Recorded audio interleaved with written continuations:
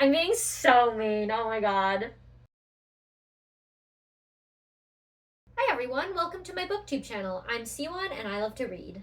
Today I'm going to be reviewing The King of Frost and Shadows by Jennifer L. Gray. This is the first book in a romantasy series that I found on Kindle Unlimited, and although the plot and the characters and just everything about it is deeply forgettable, I'll do my best to summarize for you. So our main characters are Lyra, the Seelie Princess, and Tavish, the Unseelie King. And when they were children, they were friends and they thought they were going to get married and rule in peace together, unite the kingdoms. But then when Lyra is 10, her parents attack Tavish's parents, kill them, and take their kingdom. Lyra gets sent to the human world where, as she grows up, she has no memories of being the Seelie Princess. And then, meanwhile, Tavish has been hell-bent on revenge ever since it happened. So Tavish tracks her down to the human world, finds her at a New Year's Eve party with her sister, kidnaps her, and takes her back to the Unseelie court. And his plan is to murder her and have her blood, lift some spell that keeps him out of the land that should rightfully be his. And he's going to take back his kingdom. Unfortunately for Tavish's plans, they are fated mates, and as the bond between them grows deeper and deeper, Tavish ends up making the decision to save Lyra's life rather than take it. So as I said, this book and everything about it is deeply forgettable. Let's start with the characters. Lyra has no personality. Her main characteristic is that she's really pretty. And I really had no investment in her. Her entire personality seems to be the fact that she wants to escape, which, fair enough, Tavish did kidnap her. So, of course, she wants to get out. But, we literally know nothing about her other than, the fact she wants to leave. Tavish is supposed to be, this morally gray, angsty bad boy.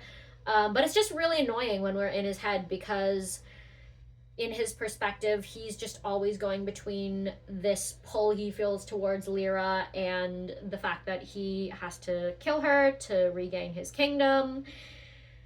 And it gets really old really quickly, all this will I kill her, won't I kill her kind of stuff. He is convinced that he's doing the right thing in letting her die for 99% of the book. He's really torn up about it. I don't feel bad for him. And then at the last 1%, he snaps and decides to save her life. And I honestly don't care either way. The plot ends on a big cliffhanger, and I have no interest in reading the second book. I had a bad enough time with the first one. The writing as well is not good. It's very basic, very straightforward, and not in an accessible kind of way, just in a really boring plotting kind of way. This is a case of tell, don't show. We don't feel immersed in the world. You don't feel any empathy for what the characters are feeling. You don't feel transported. It's really just, it's not descriptive at all. It just tells you things that are. Particularly the chemistry between Lyra and Tavish. It hits you over the head with the fact they have all this chemistry. They have no chemistry. There is zero chemistry though. But we're told constantly that there's this pull, there's this magnetism. They can't escape each other. And I'm just where? Where is this magic pull? It also hits on one of my big pet peeves, which is the use of ellipses for suspense or drama. For example, I was going to achieve my goal ... or die trying. I think it's a gimmick, to be honest. I don't like it when authors do that because I feel like if your writing were good and interesting, you would be able to create the mood that you wanted and the suspense that you want without that. So yeah, that's just one of my personal writing pet peeves.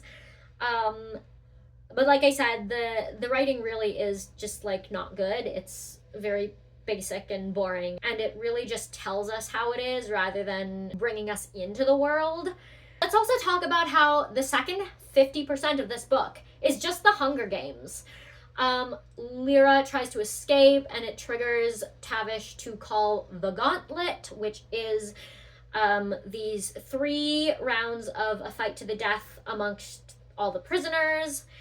And yeah, everybody hates Lyra because she's the Seelie Princess, and I guess that's it. That's like the Unseelie really, really hate, like they all really hate the Sealies to a comic amount.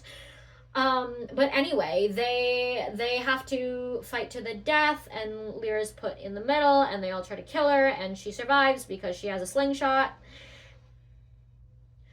And these were like the most boring action scenes I've ever read in my life. I don't like action scenes to begin with. These were particularly painful. I was like, I just have to endure this. I have to get through it. And I was skimming a lot in order to get through it. But that's kind of the second half of the book, is like there's nothing interesting or original about it. It's just the Hunger Games, but she has a slingshot. And yeah, there's a massive cliffhanger at the end. I really don't care. Yeah, I would not recommend this book. I read a Goodreads review that called it Akatar from Temu, and that's pretty much it. So that is this review. Not my favorite book. I rated this 2 out of 5 stars, and I think I was feeling charitable when I finished it for some reason, because I don't think it deserves 2 stars. But anyway, I honestly only finished it so I could come here and in like full honesty talk about how much I hated it. So yeah. If you're new here, like and subscribe. If you're returning, thanks for sticking with me, and I will see you in the next one. Bye.